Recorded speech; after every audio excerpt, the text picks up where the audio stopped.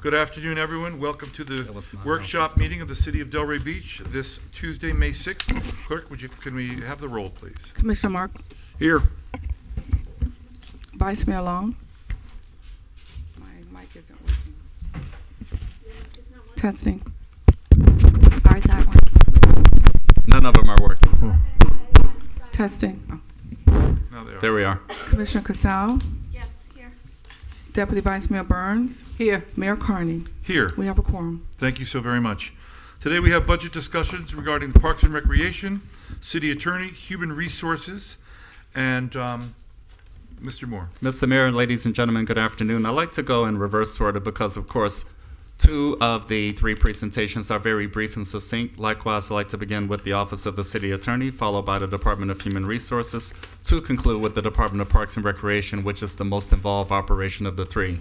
And of course, we will have one additional series of presentations during the May 20th workshop meeting to begin at 3:30. So this is the 3rd of 4.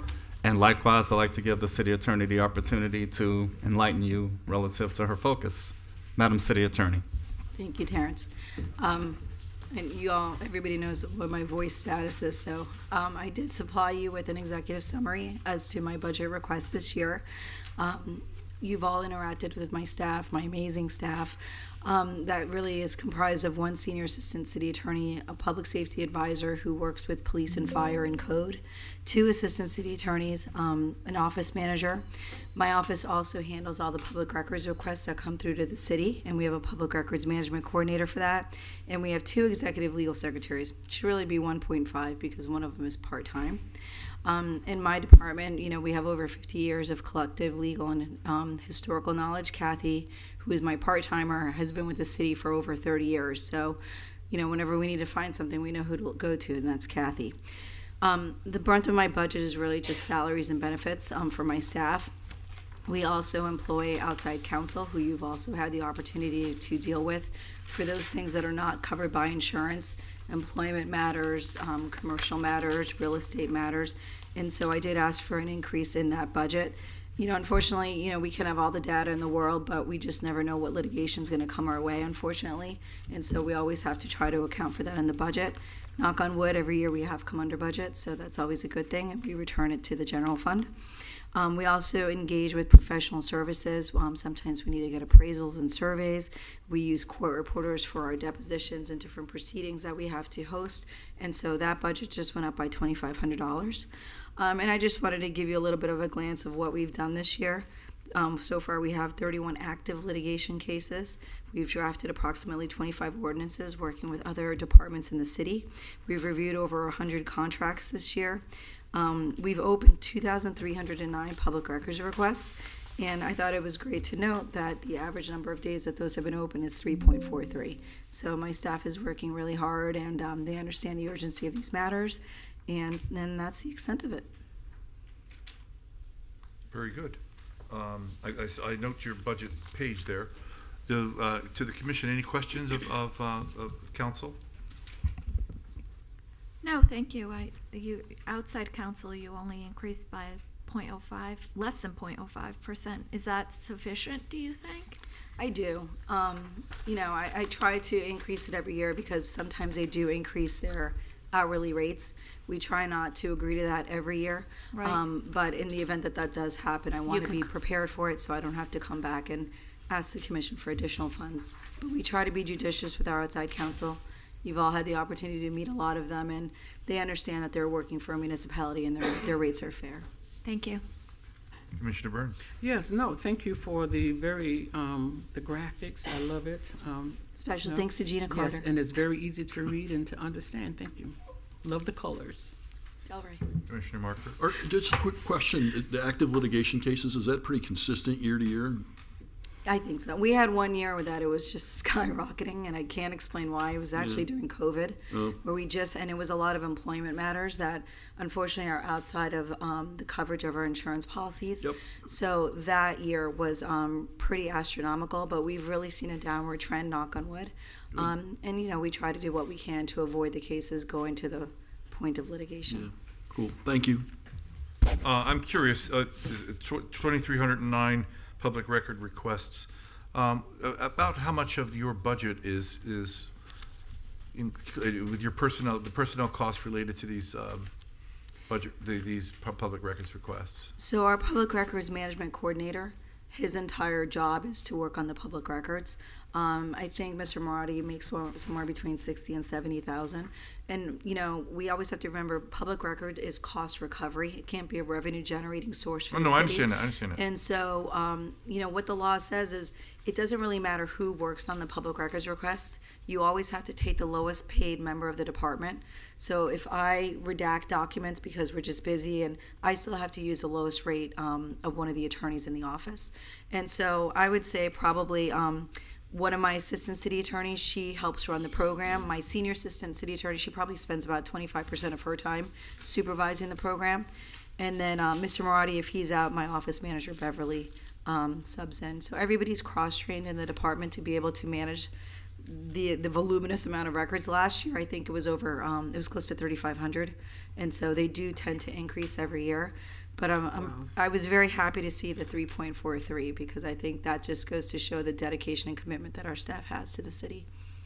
Thank you very much. Any other questions for the city attorney? Nope. Thank you very much, Ms. Chandler. Save your voice for later. Will do.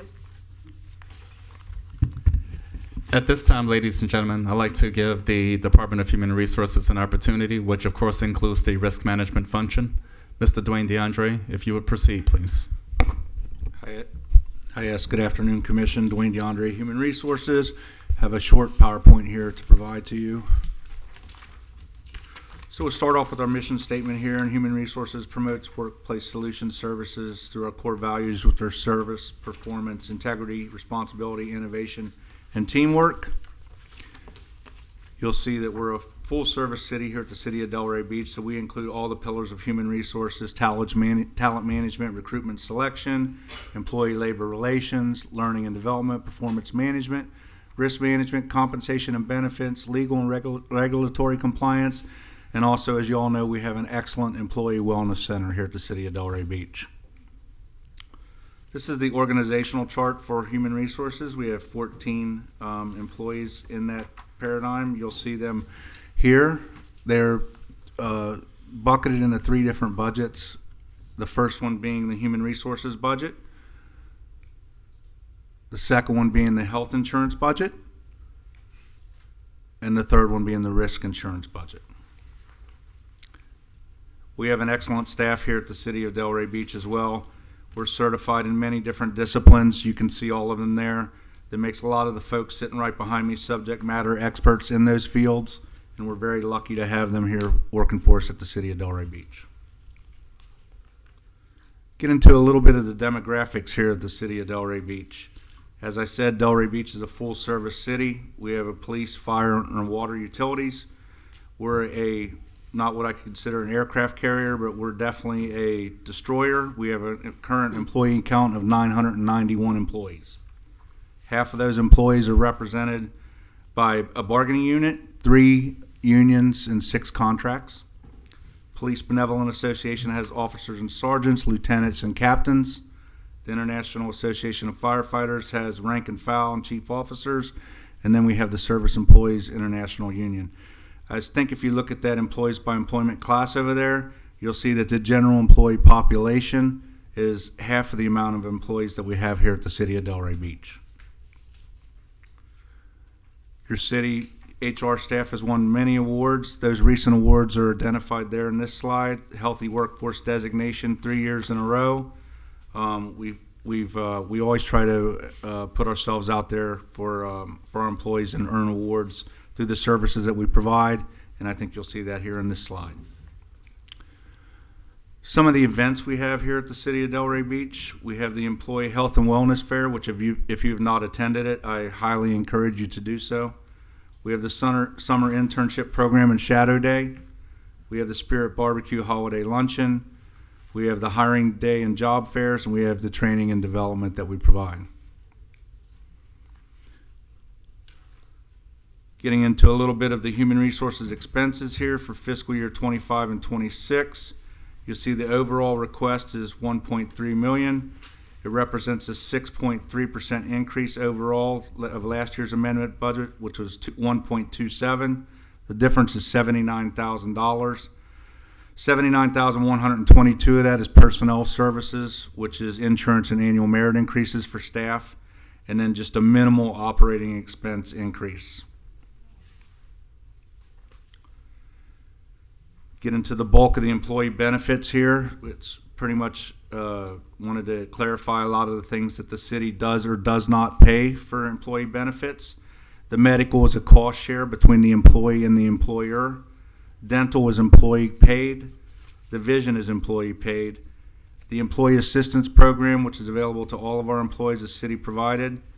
The basic life and accidental death and dismemberment is city provided. The long-term disability is city provided.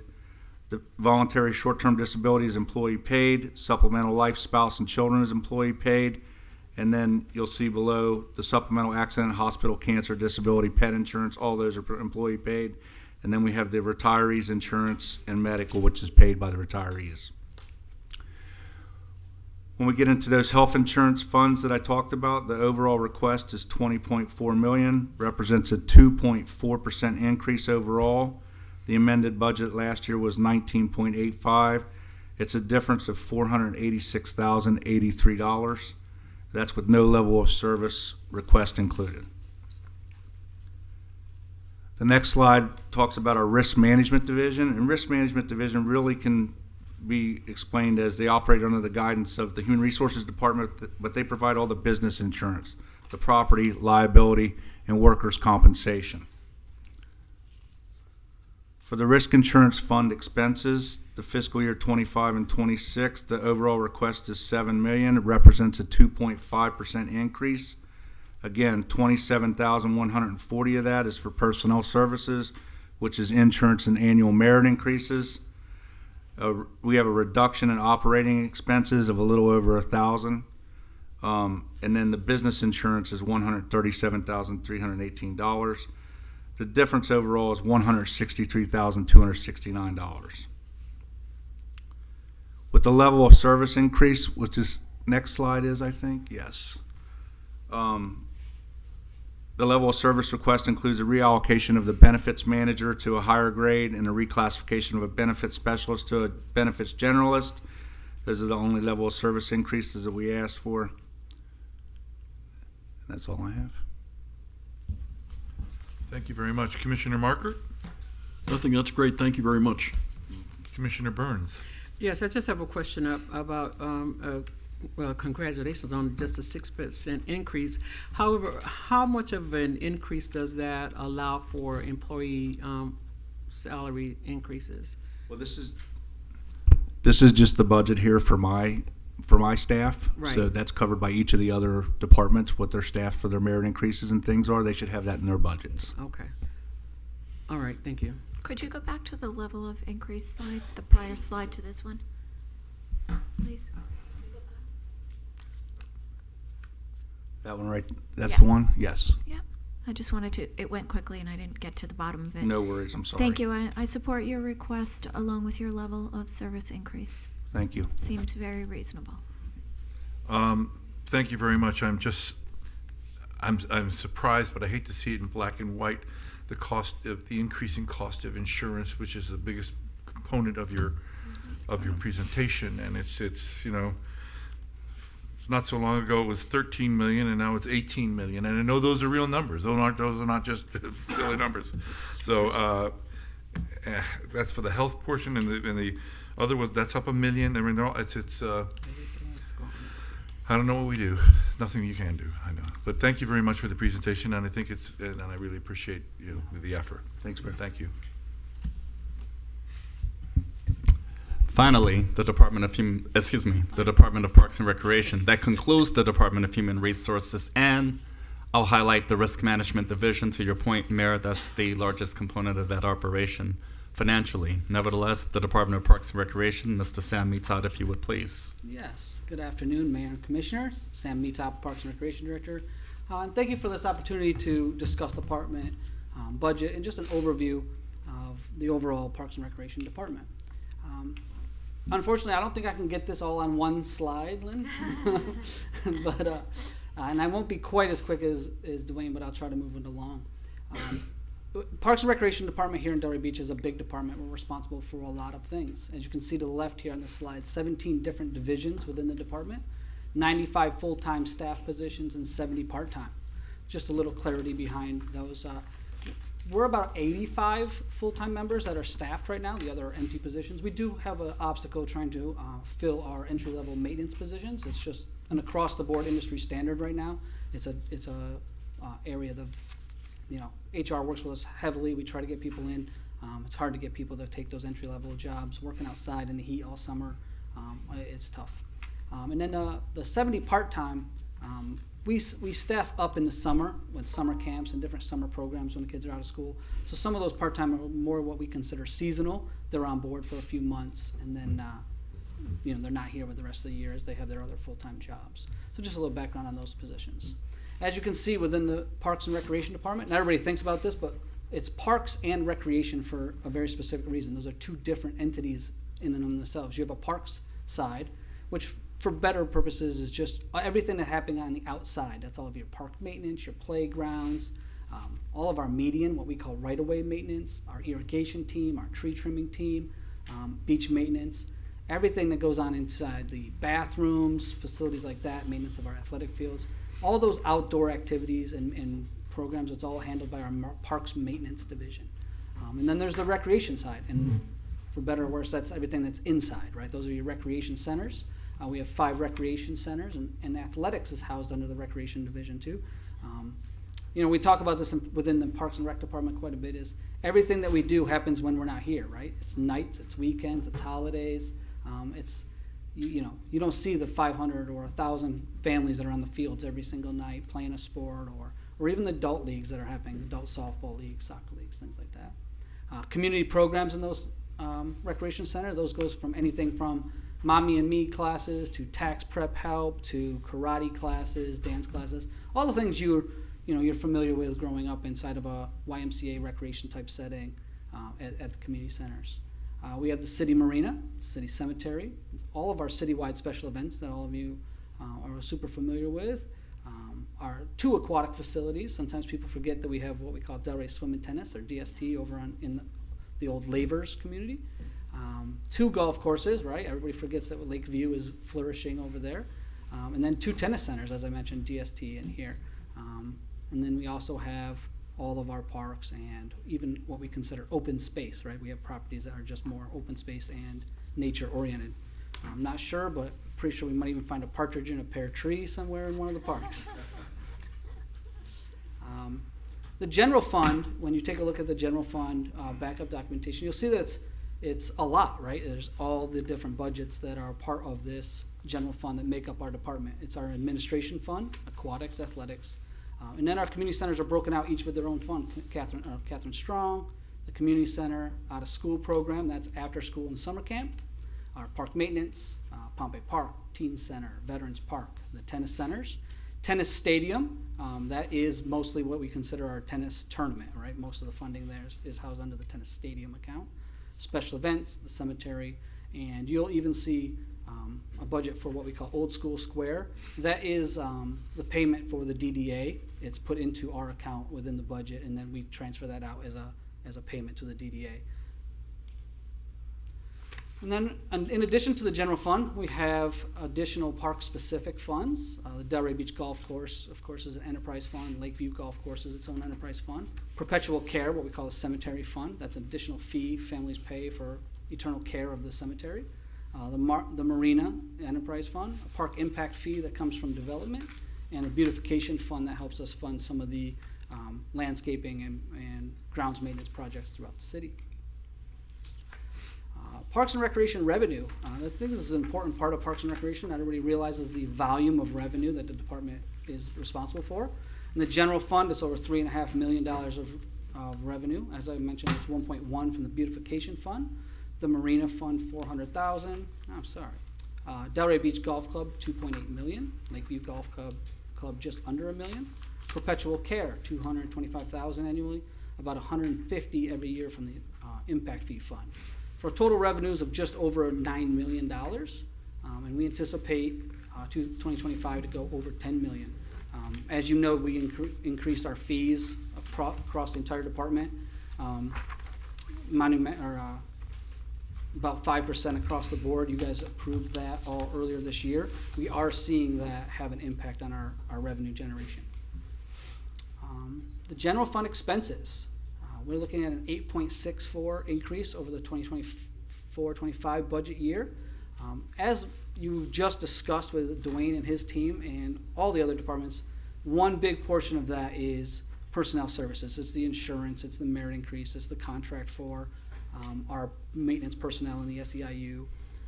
That is 825,000. And then uniquely to our department, the water price increases. When we pass those, we might be, blame it all on Hassan is what I say. We might be Hassan's biggest customer, I think.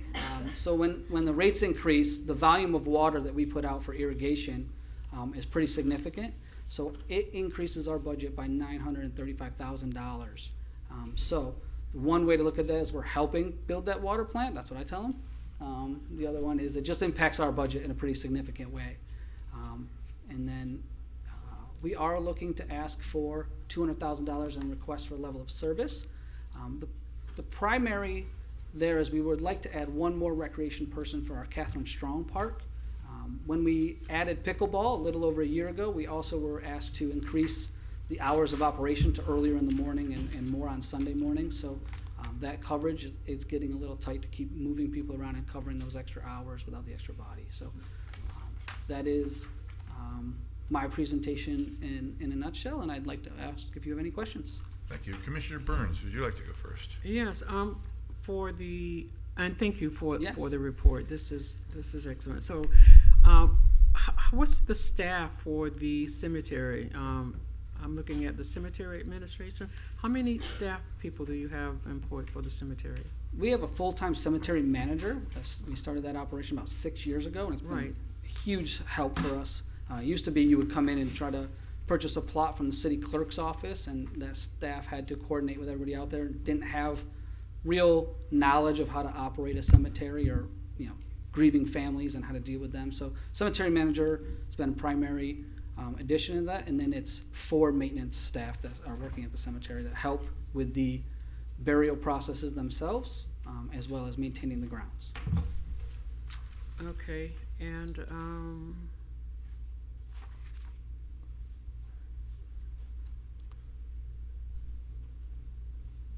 I can appreciate. I didn't realize 17 divisions. That's a lot. Thank you for all you do. I think I had one other question, but I'll go ahead and pass. Commissioner Casal. Thank you.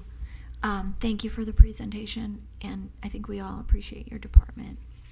You are out there 24 hours a day, and your staff is always at everything. I don't know how they do it, so I thank you. But one of the questions I was wondering, you said you have difficulty getting entry-level people, and also all the work we do on the medians and all. Have we ever contemplated subbing that out to local landscaping companies or something like that, so that we don't have the people on the payroll and the oversight and all? I mean, have we thought of doing that as a maybe cost-effective way to, and also to help some of the local businesses maintain employment?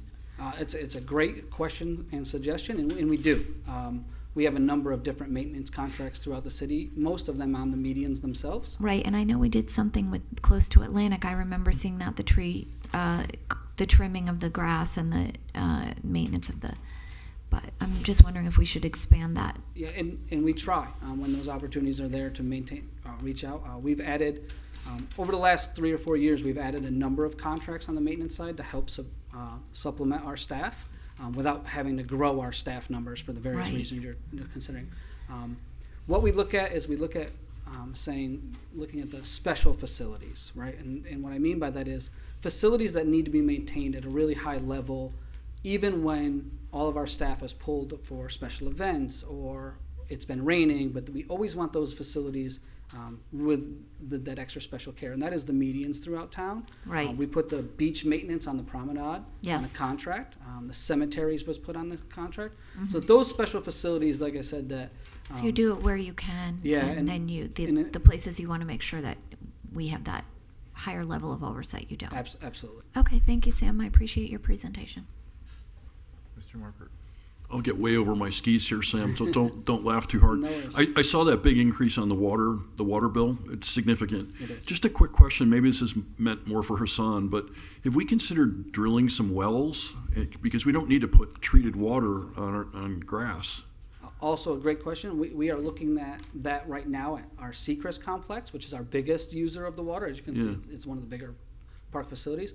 We're looking at well options. We've Yep. looked at reclaimed options. So Yeah. Hassan's plan is to put the cemetery, again, 20-plus acres, onto a reclaim plant in the near future. That would be a Beautiful. significant Yeah. savings. And if we can look at the wells at Seacrest. Unfortunately, when we look at it, there's just no reclaim option to get a pipe that far north. I know, it's too far. For Seacrest. It would have been a perfect example for Yeah. it. And it helps him because he has to get rid of X number of gallons of the water as well. But yeah, the wells are something we're looking at specifically at Seacrest. Yeah, I only asked because when we lived out west, our water bills were getting astronomical for the house that we had. And our neighbors all started putting in their individual wells, and they really weren't that expensive. They didn't have to drill down very far to get the water, and you had this continuous flow of water that essentially was free. Yeah. So it's not a bad option. And Alano's, just as an FYI on that, both golf courses are biggest, watering Right. supply. They are reclaimed. Yeah, which is good. But thank you for what you guys do. I'm super appreciative. I really am. Thank you. Thank you. I mean, I've seen some higher increases, and I understand some of them. I mean, we have almost a 10% increase in the tennis center, which 10% doesn't sound a lot, but when you're starting out with $2.8 million, 10% is a big number. What do you attribute the 10% increase for the tennis center? Yeah, the tennis center, it's time that we're looking at some maintenance items that are getting expensive, that have been cost deferred for a long time. The lighting on all the courts. One of that include fixing the clock before the Davis Cup? We're trying to fix that I really clock would for you, like I that promise. clock fixed because It's it's been. as I you know, asked- it's a very costly. I first brought it up in thing. August. I'm Yeah. not saying, I give people time.